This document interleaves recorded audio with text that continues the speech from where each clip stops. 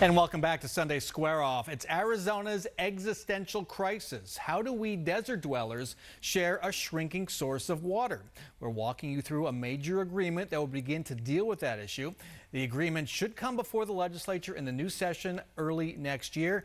The Arizona Republic's Joanna Allhands has followed the story more closely than any reporter out there. So, Joanna, let's continue breaking down the key players. Now we're getting to the people with the final say. Yeah. Governor Doug Ducey has made one significant public pronouncement, and that he's pledged $30 million next year to make the deal work. There's no context for that and no way to really understand that. Why does money matter in fixing this? Yeah, so basically the whole deal relies on how do we get water to people who are going to lose it? And then what do we do with the people who aren't going to be using water? Are we going to pay them, right? Some of that's going to be included in this deal. You got to pay people. Well, so the $30 million really actually is really key. And not only Governor Ducey, but there are a few other organizations like the Walton Family Foundation that have also pledged $8 million. A private foundation. Yeah, that have said, hey, we're willing to pony up. We're willing to give some money to pay people basically not to use the water that they're entitled. Explain that to me. You're paying me not to use water. Will that go to a city or to agriculture interests? So most of that water is going to go to ag because they're the ones that have the most to, well, actually, let me back up. Some of that water is going to go to cities and tribes because they have higher priority for water. So some will go to them, but a lot of it is going to go to the agriculture because they're the ones that have the most to lose. But they want wet water to use. Wet water, not water reserves on paper. Right, right. There's paper water that's like, technically I could have this water if I wanted to use it because I'm legally entitled to it.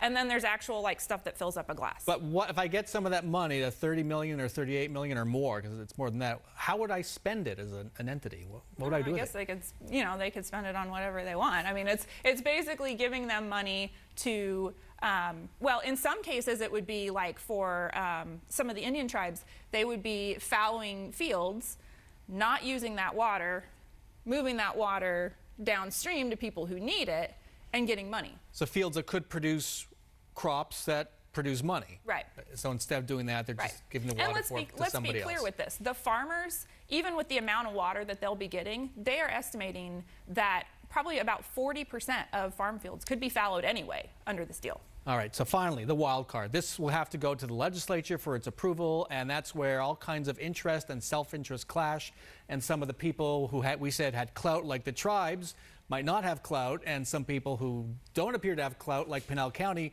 might have more clout. So yeah. What's that clash going to be like in the legislature? It's going to be interesting because especially the deal that is going to go before lawmakers is super complicated. I mean, I'm not even going to try to explain the finer details because they don't make sense unless you really, really follow water.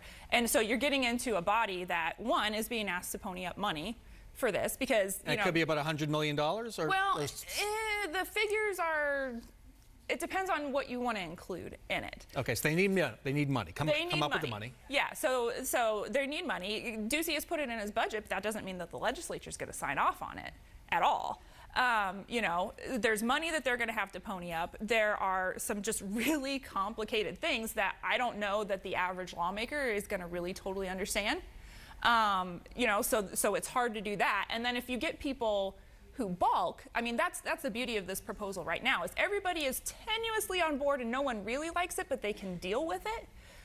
If people start peeling off and going, no, there's deal killers in this thing, or I'm just not doing this, or I want to assert my authority, this whole thing's going to fall apart. Okay, what if that scenario comes to pass? There is no deal by the end of this session in the spring.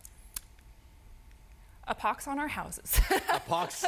Will there be water on our houses? Yes, no, cities will still have water.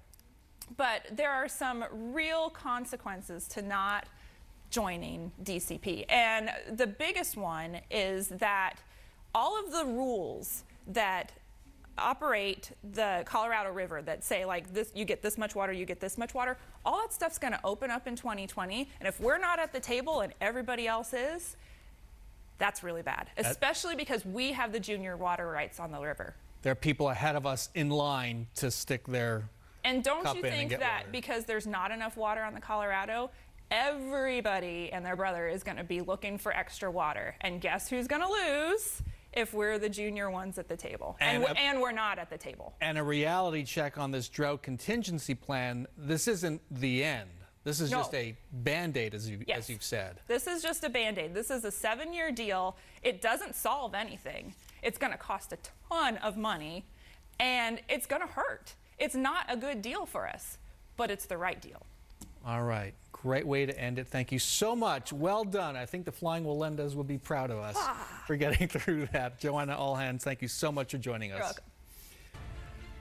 When we come back, attention, Arizona drivers, watch out for your wallet. There's a brand new fee that's going to sock all of us. Stay with us.